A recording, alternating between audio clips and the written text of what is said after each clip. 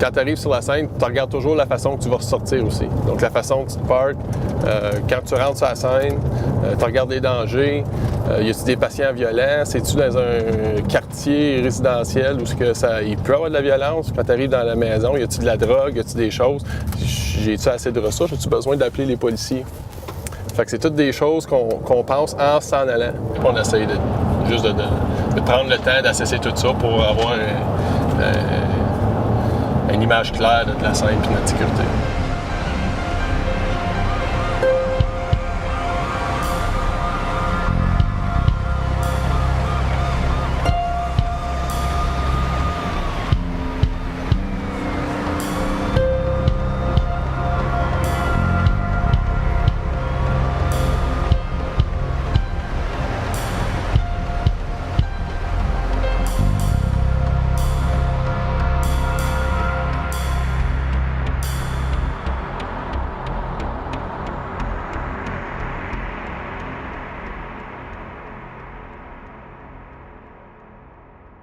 Je m'appelle Christian Boudreau, je suis surintendant du département des services d'urgence de Prescott Russell. Ça fait 17 ans que je suis dans le département. J'ai toujours eu une attirance pour ce genre de métier-là depuis que j'étais jeune.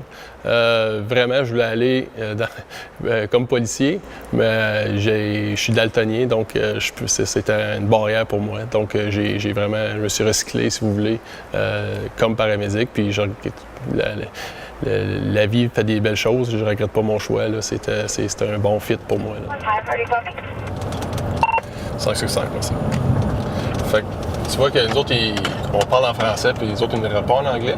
Donc, en Ontario, on est, je pense, le seul service qui a l'autorisation, si tu veux, de parler en français, Césaire.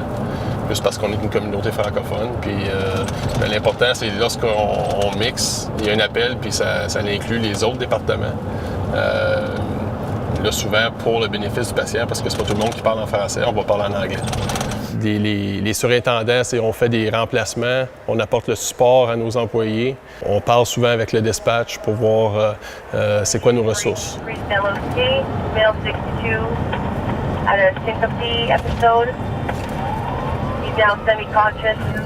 Donc là, il y a un appel là, à Rockland pour quelqu'un semi-conscient dans une résidence. Fait qu'on va aller faire un tour, on va aller aider les paramédics qui sont là. Il y a beaucoup de choses qui me passionnent d'être un paramédic. Premièrement, les gens qu'on travaille avec. On travaille avec des gens passionnés qui adorent leur communauté. Bonjour. Bonjour, bonjour. Est-ce que vous sentez faible, étourdi? Non, pas de mal de tête? Non, je vais juste écouter vos poumons. Ça, c'est un cas de 72. Les patients avaient une chute de pression. Il était inconscient un petit peu. Et puis, il avait encore une basse pression, mais il ne voulait pas aller à l'hôpital. On se lève debout. OK, là, on va vous lâcher. Regardez-moi ici.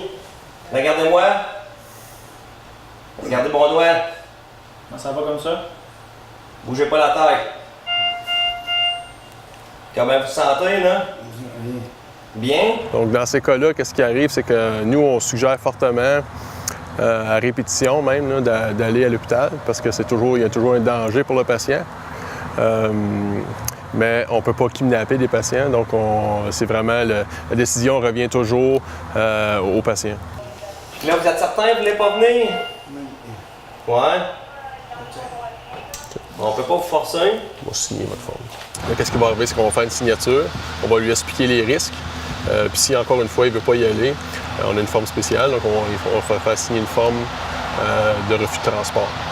Nous, qu'est-ce qui arrive, c'est si c'est pas un danger immédiat pour lui ou pour quelqu'un d'autre, là, on va le laisser faire. Puis si c'est pas sur une Form 1, on ne pourra pas le prendre. Okay. Donc pour l'instant, ça marche. Si jamais vous voyez là, que la démence a la mort, puis son état ça se détériore, appelez-nous, il n'y a pas de problème. Okay. Super. Merci. OK, merci. Nous, qu'est-ce qu'on a? Parce que Russell, on est chanceux parce qu'on a des paramédics avancés presque dans tous les véhicules. On a de l'équipement à la fine pointe de la technologie. On a beaucoup de gens qui travaillent pour la communauté, qui sont dans la communauté, donc qui parlent français et anglais. Donc, on peut desservir notre population de cette façon-là. Ah ouais. Qu'est-ce qui est le plus difficile pour moi présentement, comme surintendant, c'est vraiment, tu fais partie de l'appel. Des fois, il y a des appels difficiles, des incidents critiques qu'on appelle, où ça remonte beaucoup d'émotions. Des fois, ça peut aller te toucher à la maison aussi. Comme par exemple, si tu vas sur un appel où il y a des enfants, si les enfants sont à peu près la même âge à la maison, ça peut faire monter beaucoup d'émotions.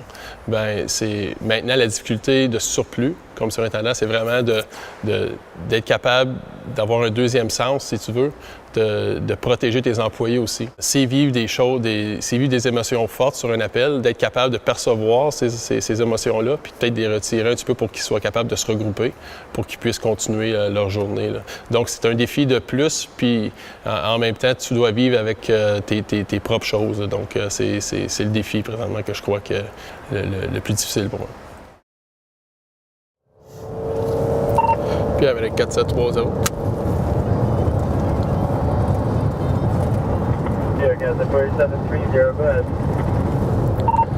On va répondre à l'appel avec l'équipe. Juste répéter les détails, s'il vous plaît. Comme tous les métiers de premier répondant, c'est des lumières, c'est rapide, c'est beaucoup d'action, mais c'est pas toujours comme ça. Quand tu rentres puis tu comprends tout ce qu'il y a en arrière, quand que tu t'en vas sur un accident puis tu comprends que la personne qui... C'est le fun, tu arrives là, tu aides la personne, mais la personne, elle en a pour des années souvent. La famille est contrainte à amener cette personne-là à l'hôpital à Ottawa s'il reste en région, puis il y a de la réhabilitation, puis tu comprends tout ce qui se passe, qu'est-ce qui se passe après le petit 15 minutes que toi, tu es sur l'appel. Donc souvent, tu as un rush. Ça, c'est souvent au début, quand tu commences, tu as ton rush, tu fais ton appel, tu es content de toi-même, tu veux te prouver que tu es capable de faire cet appel-là, de faire la job. Une fois que le stress descend un peu, puis tu es capable, puis tu es à l'aise, puis tu es bon dans ce que tu fais, il y a une nouvelle réalité qui embarque. Peut-être que tu deviens plus mature aussi, dépendamment. Moi, je parle pour moi. J'ai commencé à 21 ans. Donc, et puis là, je voyais tout l'envers du décor.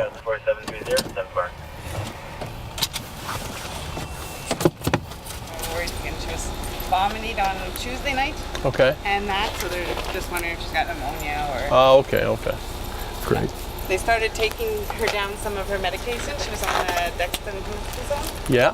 And she was completely off Tuesday for the first time. Oh, okay. So I don't know if it... All right. Have any fever at all? No fever, no. No fever? Okay. Hi, ma'am. How are you? Not too bad. Not too bad. Yeah. So I guess you're a little bit sick if we're here, right? Okay, so what's wrong today? My breathing.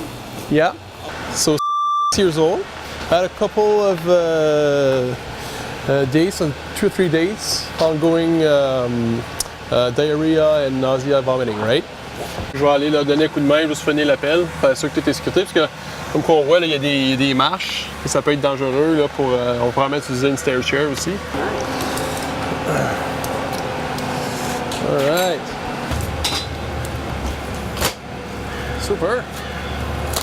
Good, boys. Ça fait plaisir? À plus tard. La camaraderie entre paramédics est forte. Donc, ça nous permet de venter, si tu veux, ou de jaser légèrement de qu'est-ce qu'on vit avec des gens qui comprennent de qu'est-ce qu'on vit.